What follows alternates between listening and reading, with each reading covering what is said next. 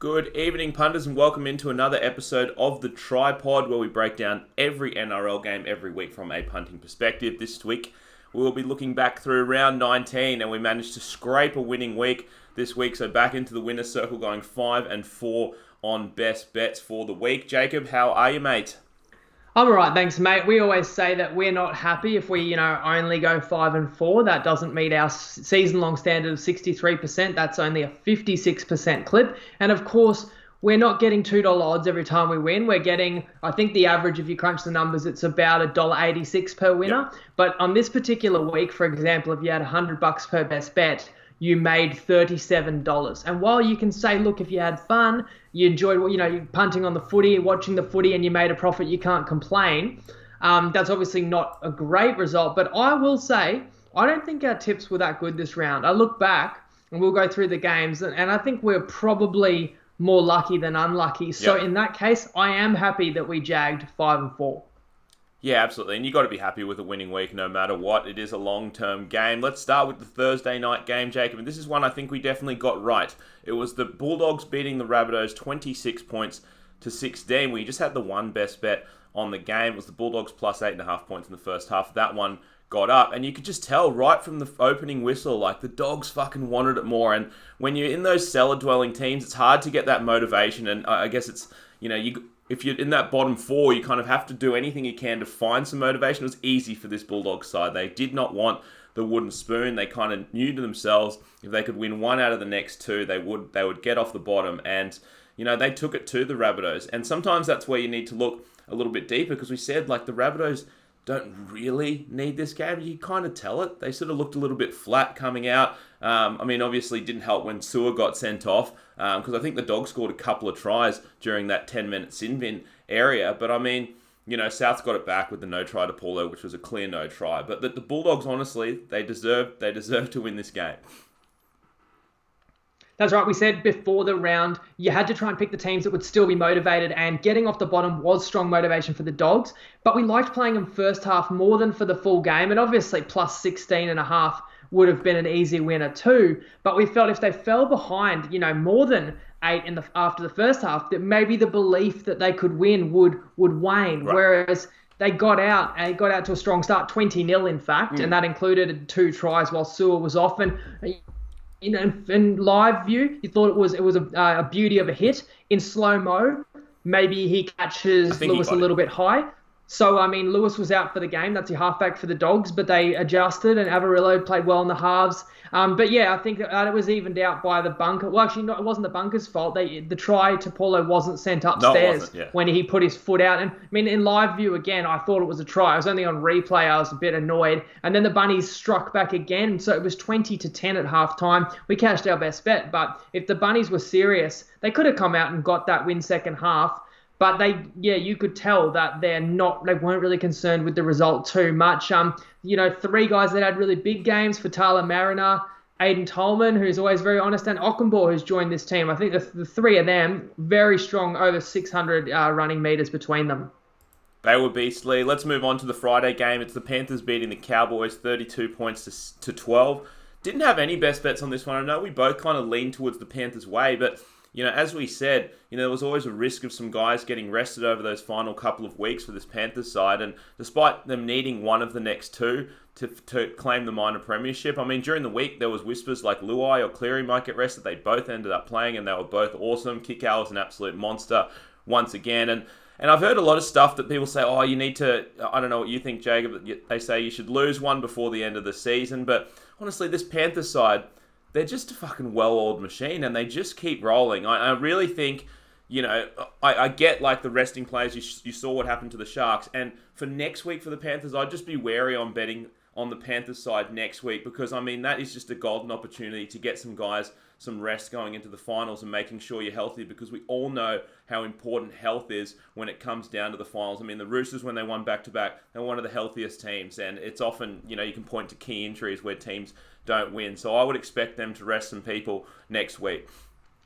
That's right. So they talked about they truly valued the minor premiership and they wanted to lock it up. And, they felt it was a great achievement. Ivan Cleary said, if you look the last 5 years, it's been either Roosters, Storm. Those are 2, all-time clubs, franchises that have had a great run the last decade, and for the Panthers to kind of get into that echelon meant something. And I think, of course they can rest whoever they want next week, but I wonder if they also want to give Nathan Cleary the best possible chance to win the Dally M, and he arguably deserves it this year, but he might not win it because of the 2 games, not only that he missed with the TikTok scandal, but I think he gets subtracted 6 votes for those 2 games as well. So how crazy would it be if he had 2 less games to play and a -6 handicap and still got it? In saying that, their best player in this game, and they were up 26-0, so clearly they took it seriously, was Kickow. And, you talk about have they got the experience to win, in the finals and stuff. I'll tell you what you also need to win finals games is you need superstar players to break games open. Sometimes a game can just be a true arm wrestle, and it's those players that are a level above the rest that come up with a moment that swings a game. And there are superstars on this Panthers team. Kickow is one of them. I couldn't help but feel when I looked at the Cowboys, we spoke about this, they got their home win in Golden Point against the Dragons. That's, that was, the performance that the home team crowd wanted. Couldn't help but think they maybe got one eye on next week, the toilet bowl against the Broncos, a chance to hand Big Brother the wooden spoon, because it didn't feel like they really gave their best effort in this one. Hilarious, do you think, of talking about look-ahead spots and it's to put the Broncos on the bottom of the ladder? And we should also... And you even wonder if Taumalolo is back with that in mind. True. That, for them, in a season where they haven't really played many big games, kind of playing Brisbane at Suncorp to hand them that really is a meaningful game for them. They're they would love to win that one. And we forgot to mention, for the very last time this season, that game finally cashed our Panthers Minor Premiership bet that we gave out in June at $7. So congrats to people that followed that one. Let's move on to the Friday night game. It's the Eels beating the Broncos 26 points to 12. Had a couple of best bets on this one. We did like the Eels. Excuse me. And both of those bets do get up. The only thing that I lost on that was a side bet against you, Jacob, for Fergo scoring a try, and he gets in the first few minutes. So congratulations on that one. And look, I know it's only the Broncos, and, scoring 26 points, people might still have some worries about this Eels off attack, but I thought they were good in this one. I mean, they're up 20-6 at halftime. I think if they really wanted to pour it on in the second half, they probably could have. And I thought Reid Marnie, I know he's really good, and I've been saying that he should deserve an Origin spot. Certainly, maybe this year, but at some point in the near future. But I thought he really added an extra bit of spark in attack for this Eels team. And I thought that they played this one well. And honestly, the Broncos didn't give up. We thought they might just shit the bed in this one. I did like the effort from the Broncos. They certainly didn't give it easy to this Eels side. Fafita injury obviously doesn't help at all when they're trying to avoid the spoon next week against the Cowboys. But I thought this was a better effort from the Eels, especially in attack, despite it being the Broncos.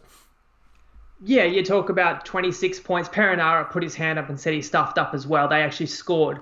Again, Fergo would have had a double, in fact, but that one got pulled back. But you said he scored in the first few minutes. Well, he scored the opening try. It was actually the 20th minute. It was 0-0 for 20 minutes. You're right, actually. And it was raining as well. So I was getting a bit nervous. We're laying 2.5 tries. We had the Eels to score more than 13 in the first half. I really thought we could kiss that one goodbye. But then after Fergo broke the deadlock, they scored 3 more tries before halftime. As you said, they led 20-6. Brisbane faced adversity. First of all, I talked about Brodie Croft, concussed in training, couldn't play when he was planned to. Tyson Gamble comes in. He was knocked out first minute of the game. So that's always a huge disruption to lose your starting half. And as you say, Fafita looked like an ankle injury. Now it'll be his season, I assume. And, to lose him during the game and to suffer, a blitz of tries and concede 20 in the first half or in a 20-minute window, you thought Brisbane could get flogged. So they did fight back because the second half was 6-all. So I think Eels still need to improve, obviously. Brisbane, apart from that window where they let themselves down, at least didn't give up, so that's some positive signs. And I thought a guy who needed a good game was Mitch Moses. Because the attack has struggled ever since Dylan Brown got injured. I thought Moses was better in this game as well, and the Eels, did enough without being great.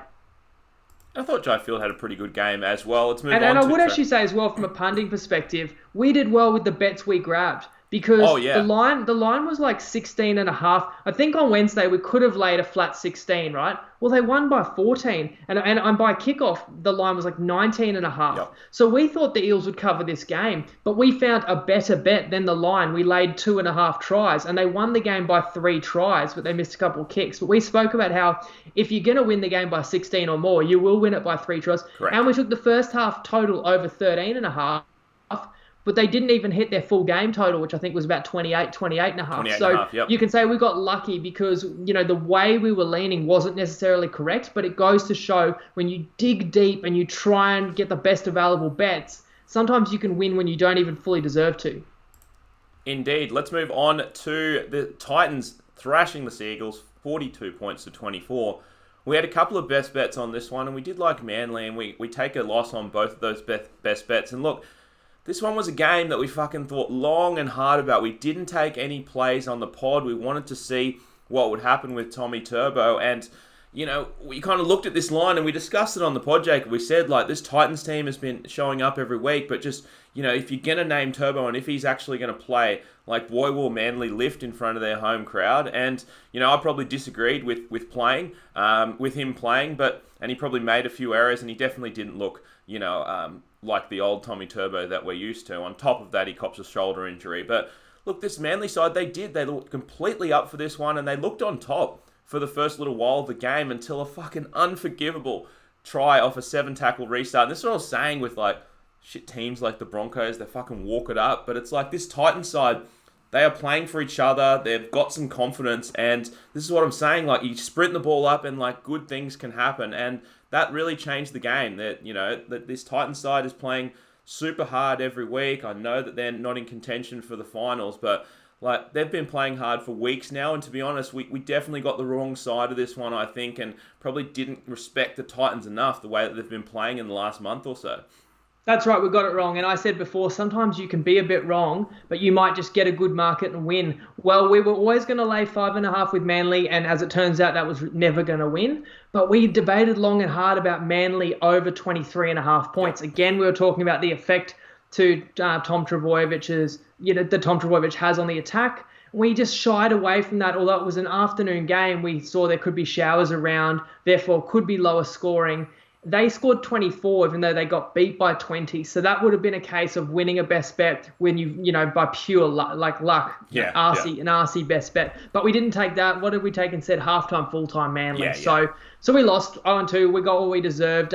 We both said Turbo shouldn't play. And, if you're the Manly club and you've given him all this money, locked him up for the future, there's no benefit to you for him to come back. We talked about it was all about for him to prove himself for Origin. And he not only puts his body on the line out there and was a bit rusty. I'm fine with him being rusty, but he got injured again, and it could have been...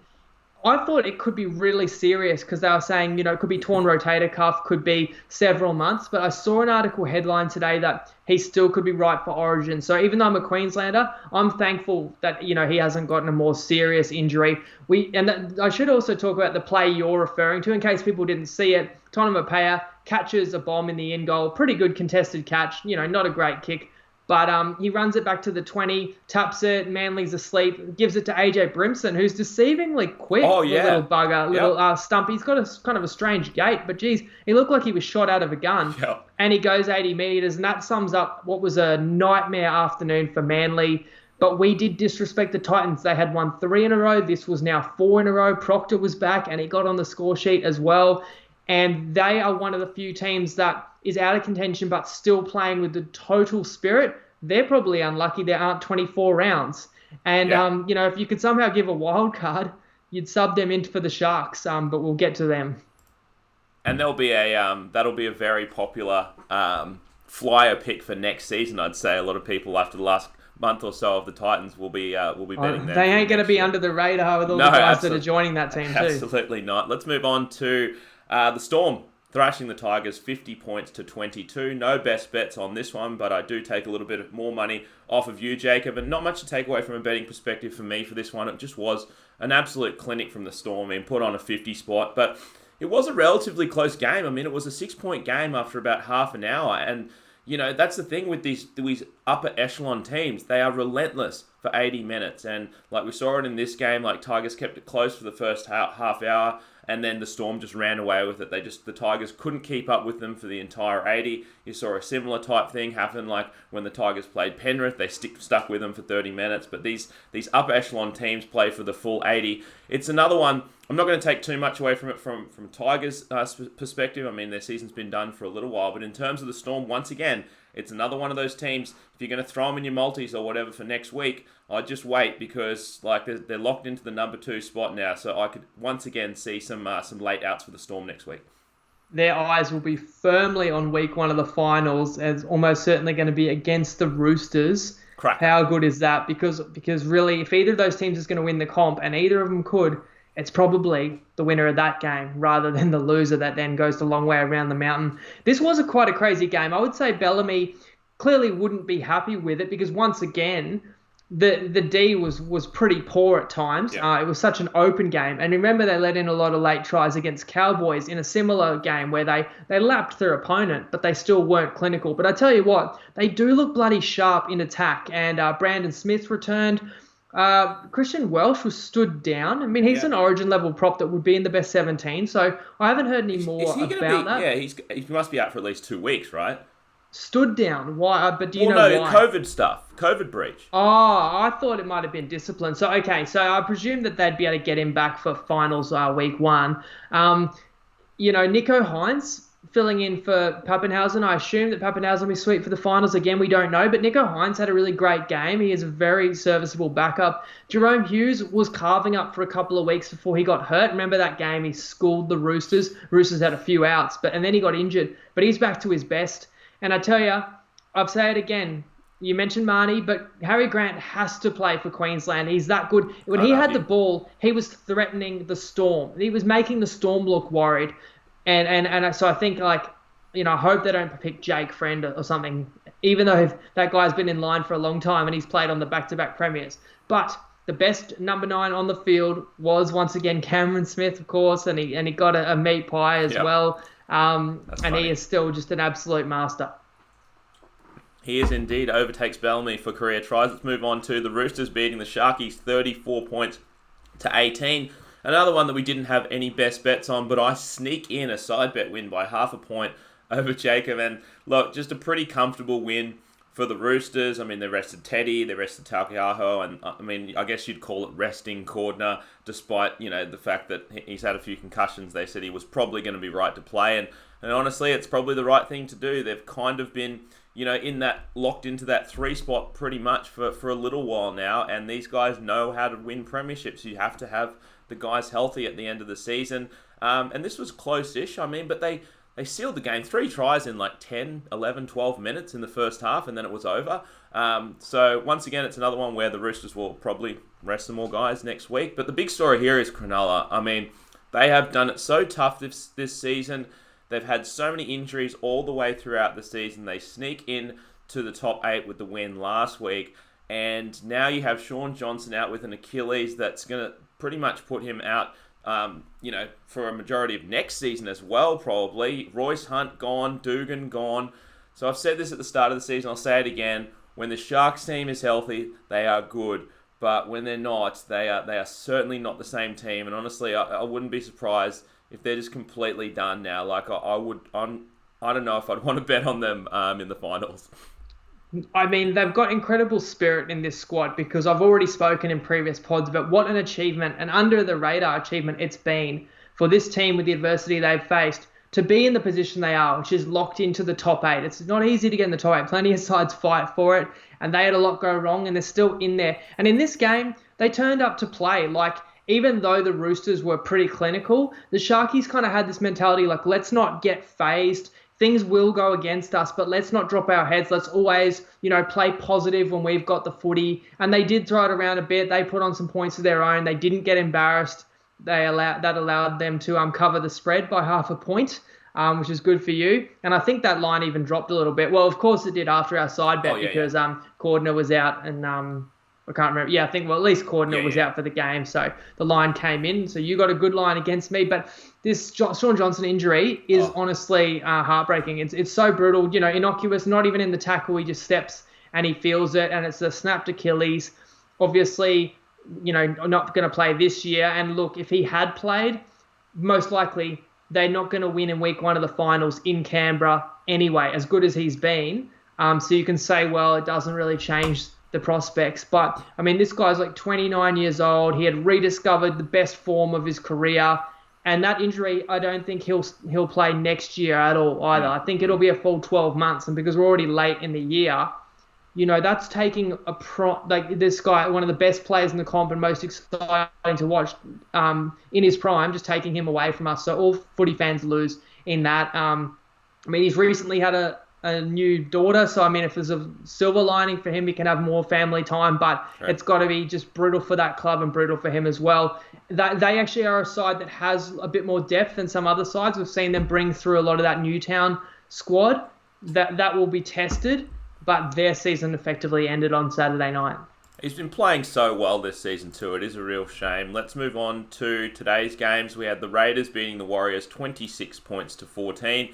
We had 3 best bets on the Raiders. We do go 1 and 2, and I think a little bit unlucky to go 1 and 2, really. I mean, not unlucky, but I mean, we have minus 15.5, and they win by 12, but they miss 3 conversions, and Croker's usually a pretty decent kicker, so that was a bit unlucky. But we thought there was a chance here that the Warriors just would no-show, and despite, them having turned up week after week after week for probably the last 2-3 months, that's just an ultimate dream crusher, getting knocked out of the finals contention last week. But props to them, they showed up again in this one. And, I feel bad, obviously, for the Warriors. RTS does his hammy. He's done for the season.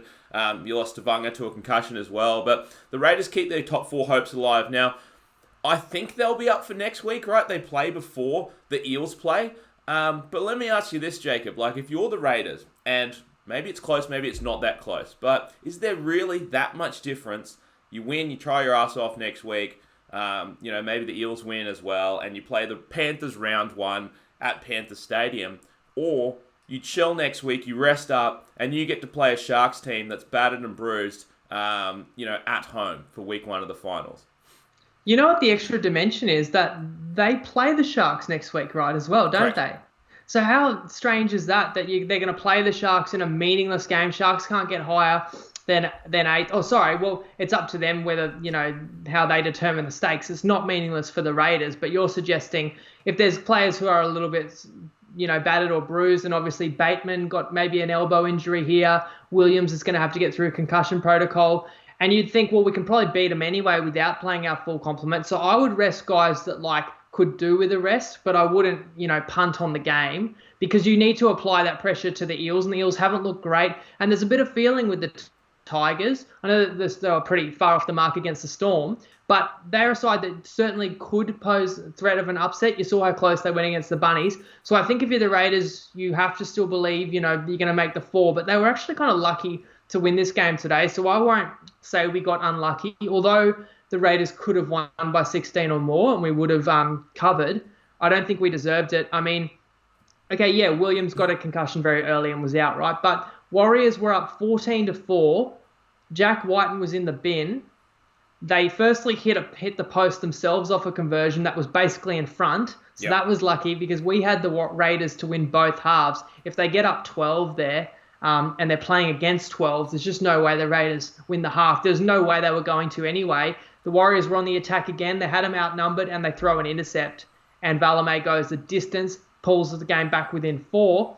The Warriors are still going to be in ahead at halftime. They still had a man advantage. The Raiders' 5th tackle around midfield, run it, kick through ahead, regather, double kick, try with about a minute and a half to go in the half, and win 16-14 the first half, which then put us in position where they won the second half to win our best bet of Raiders to win both halves. And I know someone in the group, I don't know if you can remember the odds. What did he have? He had 10 grand. Yeah.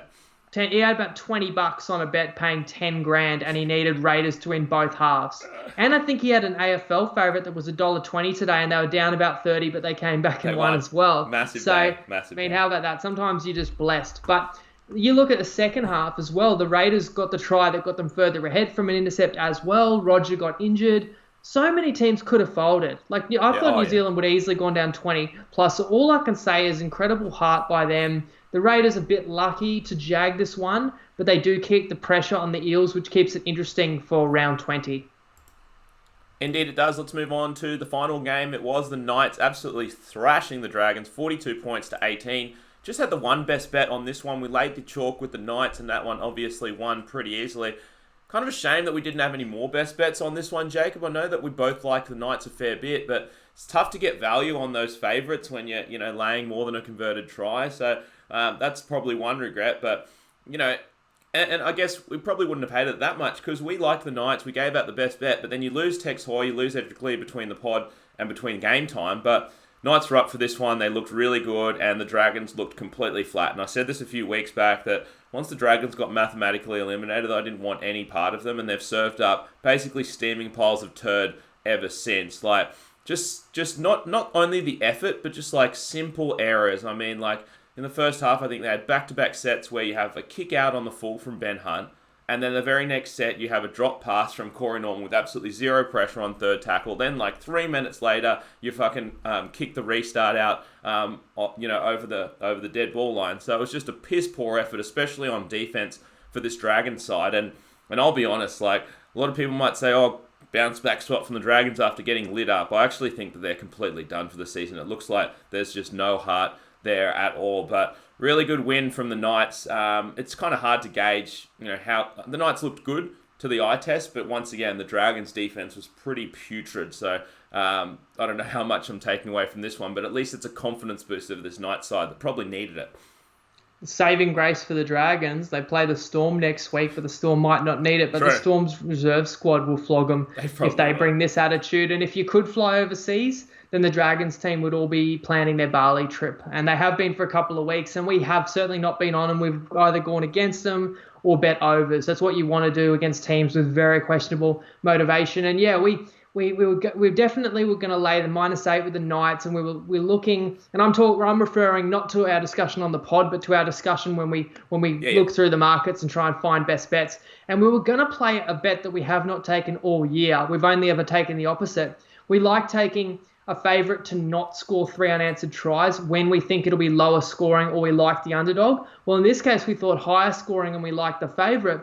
We could take Knights to score 3 unanswered tries, and we just ended up saying, well, we'll just pass on it. Like, it feels a bit square. They scored the first, 4 tries? 24-0 lead. We talked about taking half-time, full-time. We talked about overs. Any of those would have won. So that is a regret. But as you say, like, most punters were probably on the Knights today, and it is hard to get, feel that you're getting a strong amount of value when you're betting with the man on the street, because the man on the street doesn't win money every weekend, certainly doesn't win 60% of the time. So I guess we'd still be happy because we went into this game 4-4 on best bets, but the Knights got the job done and did secure us another winning round. Yeah, another winning round, definitely a good one. So that's going to do it for the round 19 recap. Only one more round left, and look, a lot of people kind of say week 1 and the final week, tough to make money. I think this is the time where you got to be glued to your phone. You got to have your notifications set on because there will be some changes to team lists throughout the week. I can almost guarantee it for week 20. So thanks again for tuning in, guys. If you love the NFL, we've got best bets up in the group. Obviously, that's tomorrow morning, so make sure you're following us on that as well. Crushed it last week, 50 units up. 4 multis and 4-0 on best bets. And our podcast is available. That's just a 15-minute breakdown of our favourite plays, which you can find on the Tripod page too, or in this same podcast stream if you're listening. Yep, absolutely. So thanks again for tuning in, guys. We will see you guys on Wednesday to break down round 20. See you then. Lego.